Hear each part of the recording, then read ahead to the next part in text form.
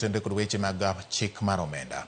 Piny owacho ne odokne chik mar omenda mag 2023 manochunogi mondo giti godo bang' ne jatend piny William Ruto wito oko paro mar chik mar omenda mag 2024 kaluwore kod ng'anyo mar Gen Z.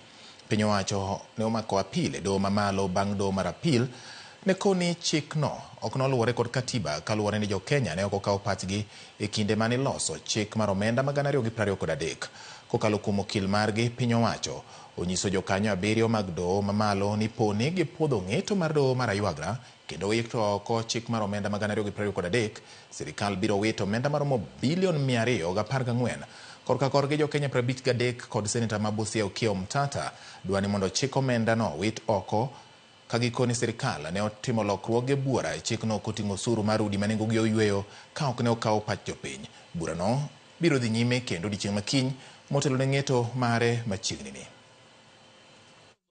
Decisions to deem the issues surrounding the interpretation of Section 84 as moot effectively dismissed the constitutional issues raised without adequately addressing their continuing relevance and their potential impact. The Court of Appeal did not consider the evidence tendered by the National Assembly through the clerk and the Speaker of the National Assembly on what was the outcome of the public participation. If you read the judgment of the Court of Appeal, nowhere do they refer, so they said they read the whole record.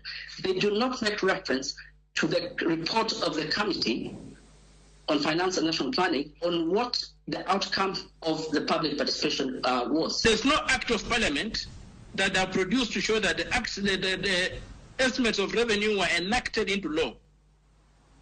I submit that the budget-making process in Parliament under Article 221 is a legislative process that cannot culminate in reports, statements, or other documents.